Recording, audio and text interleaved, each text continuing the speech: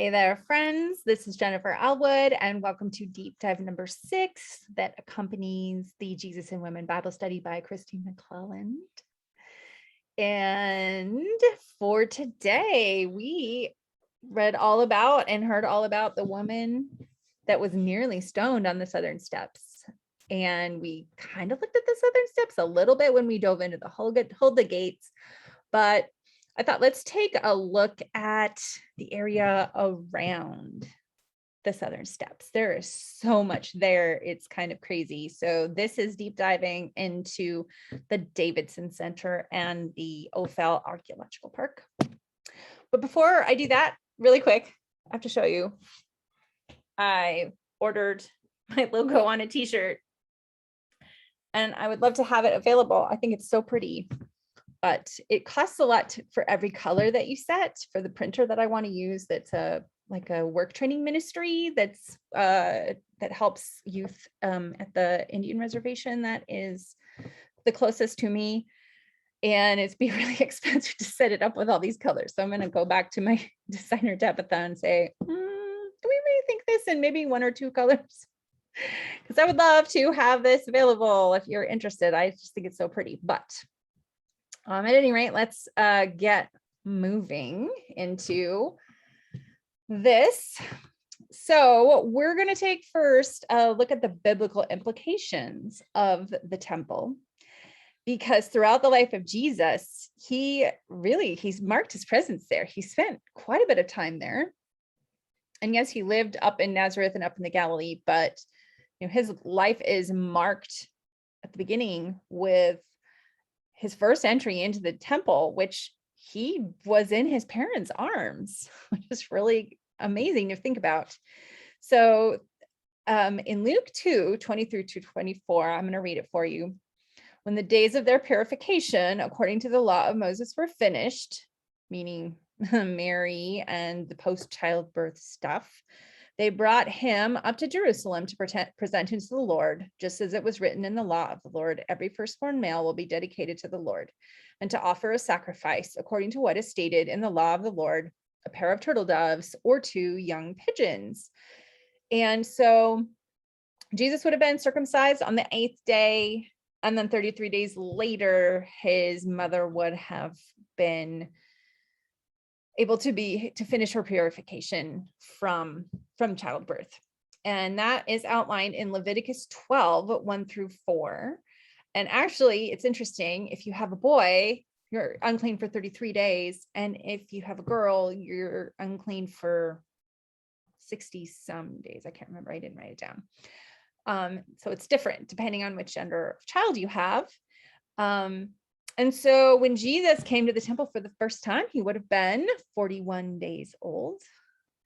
And this is when Simeon and Anna came up to Jesus and prophesied over him, perhaps right there at those, it could have been right there, very close to those steps.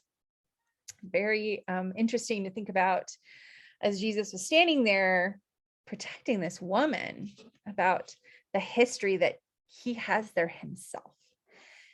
So we also see that from scripture from Luke 2:21, that every year Jesus' parents went to Jerusalem for the festival of the Passover. So we see that Jesus has a rhythm of visiting. There are 3 festivals that they're required to visit, but it's interesting because women weren't required to go, but it says that his parents went. So Mary was in this. Mary went. And she had more kids after Jesus. And by the time he was 12, like he had siblings and she was traveling with siblings, unless she stayed home those years. But I don't know. She rode to Bethlehem for a week on a donkey or something. She was really super pregnant. So she's probably pretty tough. At any rate, the next specific event that we see that have to do with him entering these steps that we know of is when he was 12 and he stayed behind in the temple. And this is in Luke 2:42-50. And in verse 49, when his parents finally find him after searching for 3 days, he says, why were you searching for me? Didn't you know that it was necessary for me to be in my father's house? Like even back at that point, just right before his point of, bar mitzvah, of officially becoming a man in the eyes of his society, like he knew where he belonged. And he sure did spend a lot of time there. And thank goodness for this woman he did, right? So other examples, I tracked through the Gospel of John. There are lots of examples in Matthew and Mark as well, but I decided not to spend even more time trying to chronologically determine where all these events happened. So even through the Temple of John, in John 5, we found him teaching in the temple after healing the man at the pool of Bethesda. They were questioning him why he asked the man to pick up his mat on the Sabbath, because he healed him on the Sabbath. Then on John 9, halfway through the Festival of Booths, which is in the fall, that he, and being warned by his brothers not to go because people were wanting to kill him, came to the temple and was found teaching there, again defending his decision to heal on the Sabbath with somebody else. On John 8, the next day is when we see Jesus being confronted with the adulterous woman in the temple. And a few months later, during the Feast of Dedication, which is Hanukkah, he was at the temple, which is in the wintertime, and was again being hounded by the Pharisees and nearly stoned, but it wasn't his time yet. In John 11 begins the account of Lazarus' resurrection. Passover was near, and then we see Jesus in and out of the temple. He clears out the people that are selling, stuff for sacrifices and all that kind of stuff. But I actually came across a really cool story when I was reading. It came from a blog called The Ranch, and it's a story about Neil Armstrong, who was one of the first men to walk on the moon.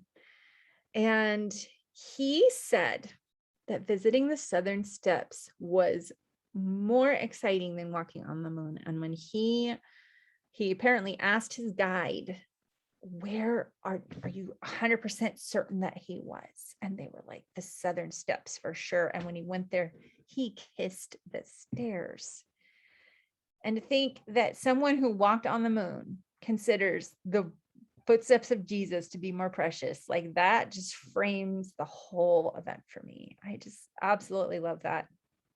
So the area all around the southern steps is a massive archaeological park.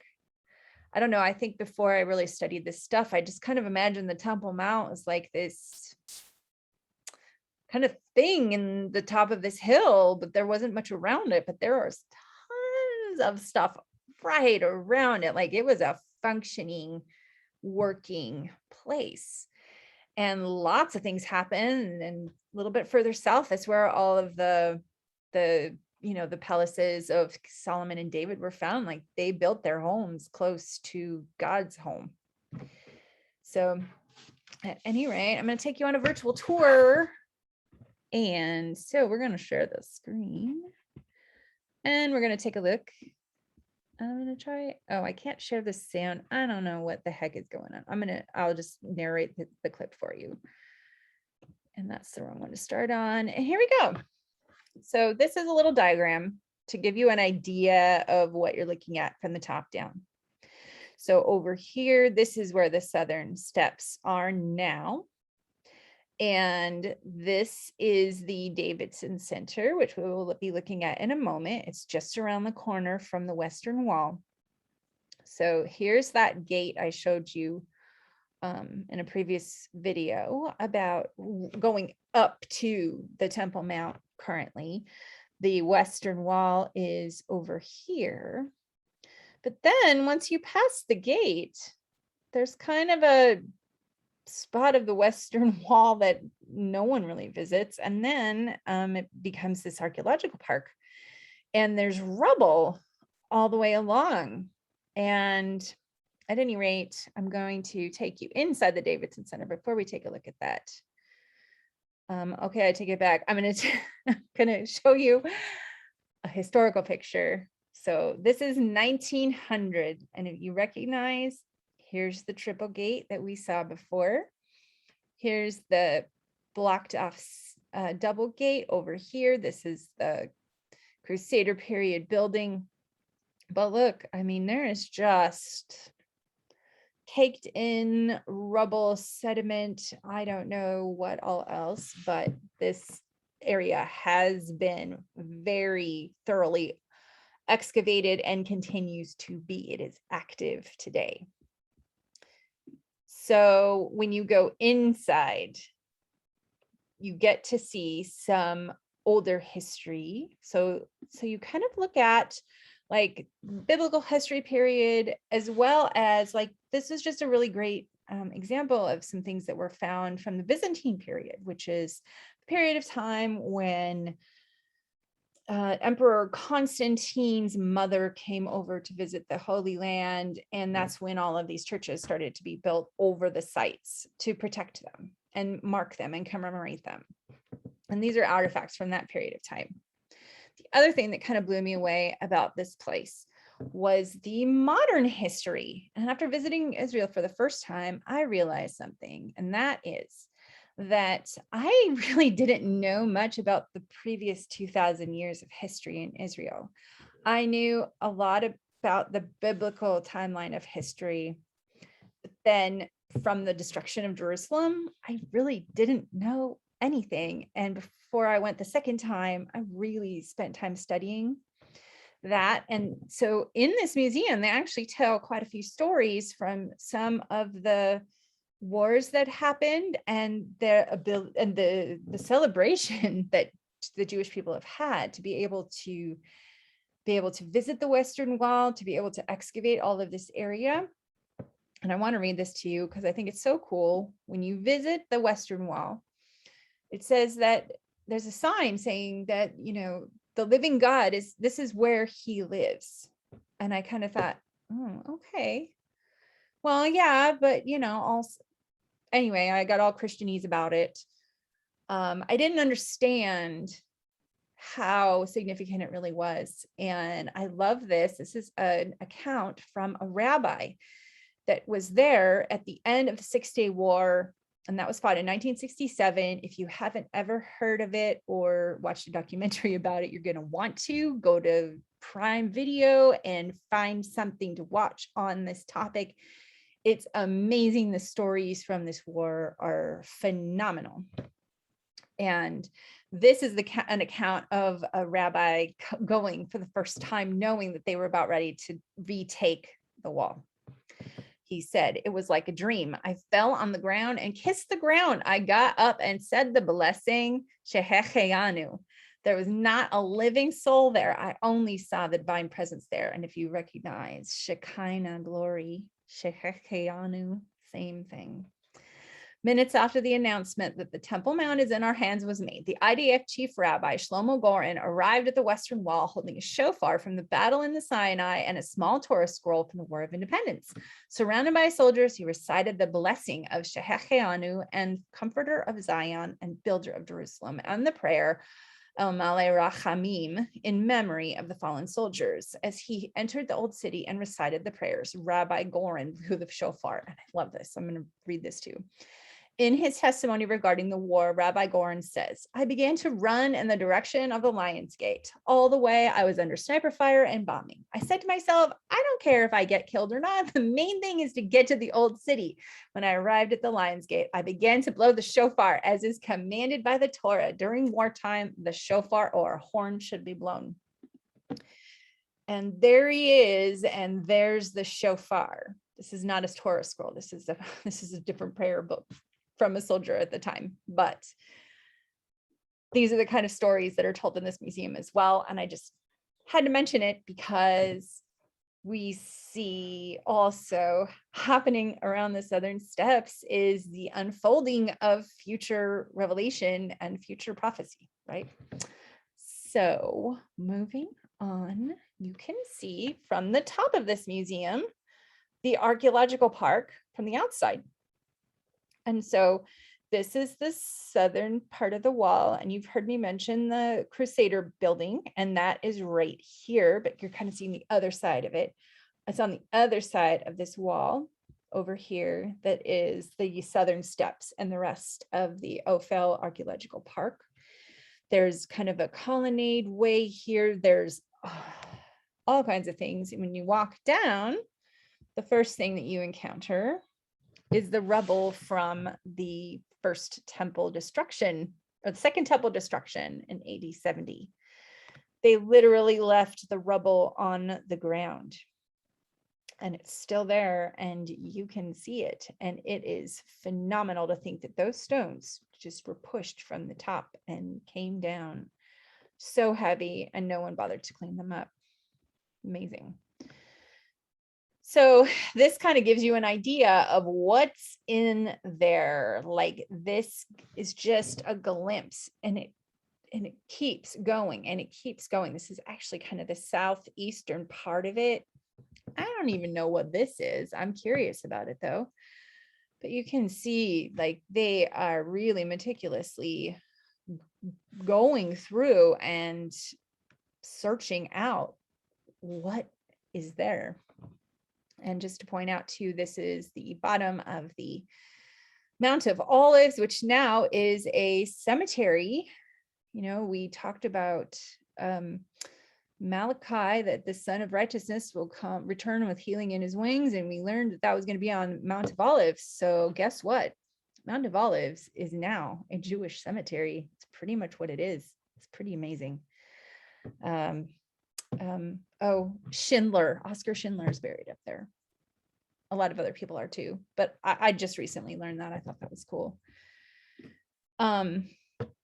So I'm going to show you a video. I'm not sure there's sound, but we'll see. If the sound comes on, great. And if it doesn't, I'm just going to narrate it for you. Kristen did such a good job in our trip of taking videos everywhere. And I love this one because it really just kind of gives you a glimpse of what this place is like.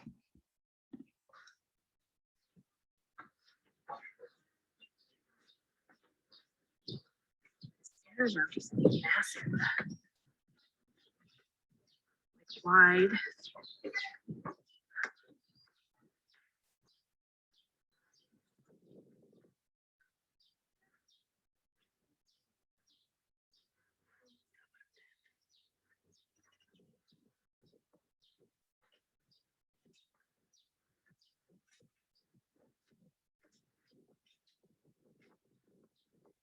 And shops, like that's a hallway.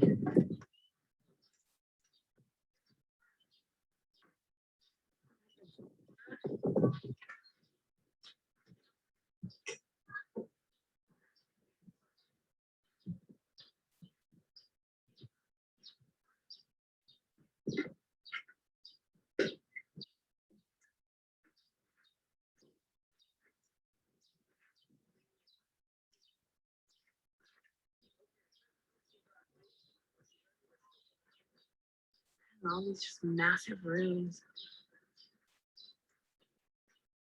Okay, the second temple period mikvah was created in an earlier rock quarry. In the middle of the staircase is a small rock cut barrier that symbolically marks the boundary between them. And you ritually purify themselves and those emerging purified according to the Jewish law. So dirty on the right, clean on the left.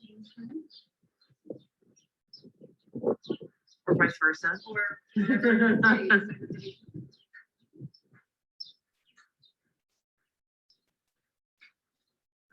we can totally go in it. Walking down into a mikvah. Always 7 stairs. Right? 1, 2, 3, 4, 5, 6, 7. And then this must have been it. There's some more stairs down into the water, so that's interesting. Not very big.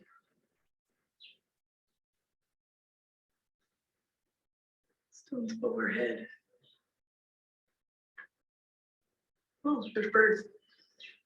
Hope they don't fly at my face. Oh, they're my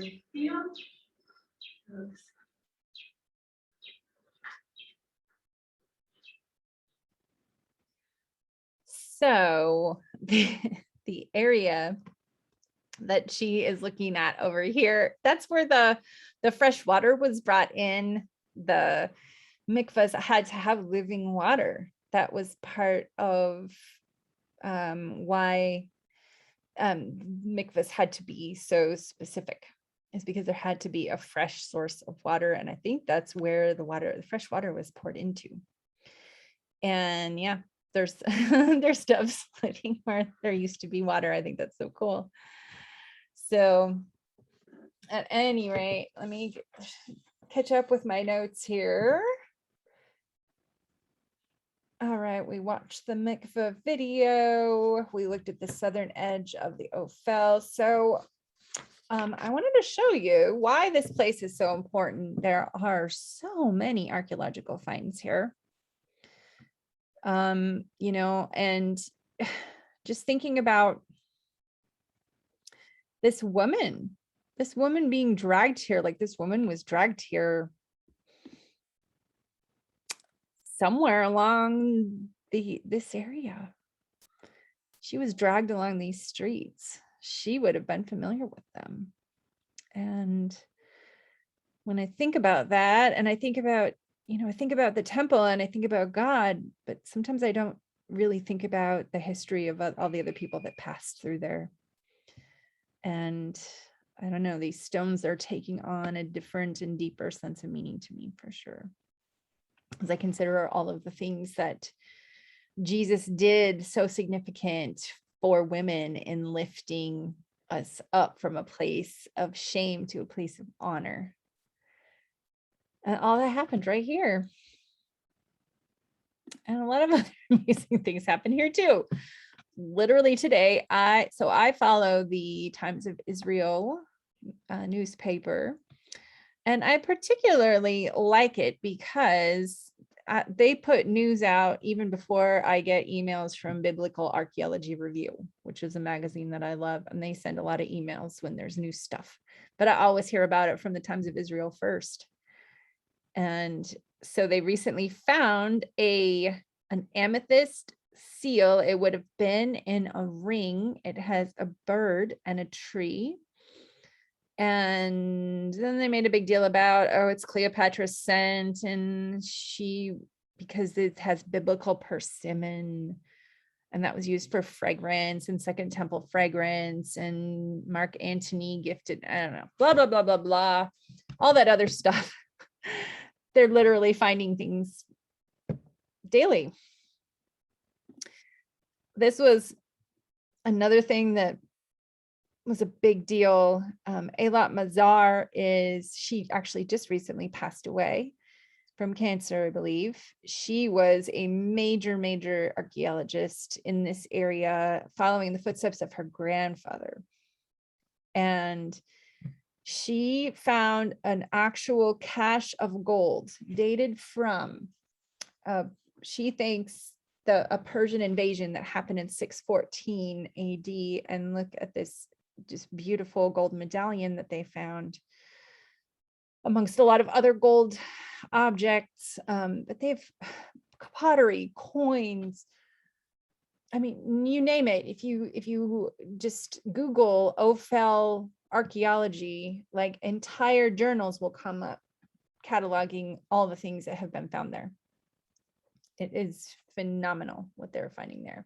This was my favorite find. This happened shortly before I went to Israel in 2018. And so I actually got to see these seals. I've seen them twice because I actually visited my friend at the Armstrong Auditorium. It doesn't have the date on here. It's closed because it happened in 2019. And apparently we couldn't take pictures because I had no pictures of the inside of this place. And I'm sure I would have taken a million of them if they had allowed us to. And yeah, so this archaeologist had a partnership with a church / small Christian university in Oklahoma. And so the first international art exhibit of these seals happened in Oklahoma, and my friend lives near there, and we went to Israel together in 2015. And we went, and it was amazing. But I want to show you these seals because I think they are so cool. Oh my gosh. Okay. So this is the seal of King Hezekiah.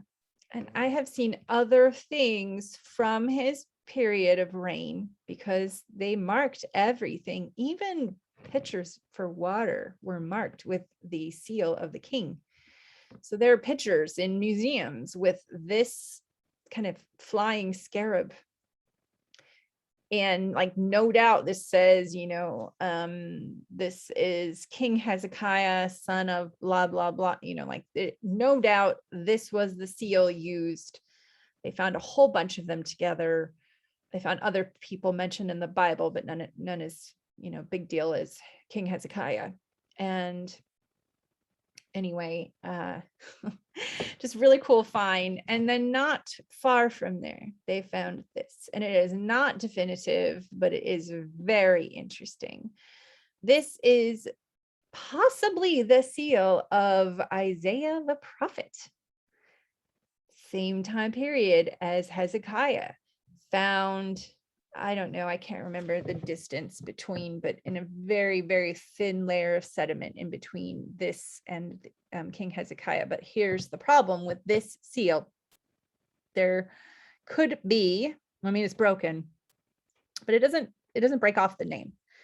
So the name starts here because Hebrew goes from right to left and it goes across this way. But do you see this here? That is actual, because these seals, they're like, they are so tiny. You cannot see the detail on them without a huge microscope or, looking glass or something. This is a fingerprint. When someone was making this seal, they pushed it a little bit too hard. And for this particular one, there was a little bit cut off. The interesting thing about it is that these two symbols are Navi, and Navi in Hebrew is prophet. And so there's this huge debate. It's still ongoing. Like, a lot of people are like, oh, it's probably very likely his. And then some people are like, no, because they would have said ha Navi and not just Navi, because ha is like definite article, like the. So it would have said the prophet. The could have been on this line because in antiquity, if you had room, you just wrote the next character, and it didn't matter whether it was on the same line that modified the noun. If we're going to get like super nerdy and technical about it, which I enjoy, so I'm just going to share it with you really briefly. They wouldn't have put the ha here. They could have definitely put it here, but we have no idea because it is covered with a fingerprint. But it says Isaiah Navi. That's what it says. Very interesting. So that was like probably one of the biggest deal of things that was found there recently. And I'm going to stop sharing. So this is probably the longest one, and that's okay. I hope you made it to the end. Oh my goodness. I love talking about this stuff. Maybe we'll all get to go to Israel soon and see it someday for ourselves. They're actually, I saw in the newspaper today as well, that I think on November 1st, they're going to start actually opening up for tourism, but only from certain countries, and only if you've had, the immunization and a booster within a certain period of time beforehand. Like, it's a whole thing. But I just want to go again. So yeah. Anyway, I hope you learned a lot. I hope you got inspired. I hope you got, but mostly that you got to be put in the framework of the time of Jesus and got to see kind of what the surrounding looked like as they looked out from the steps. As this woman looked out and up to Jesus, the things that she might have seen that very day, that her life was spared because Jesus chose mishpat and tzedakah for her. All right. I'll see you next time. Bye-bye.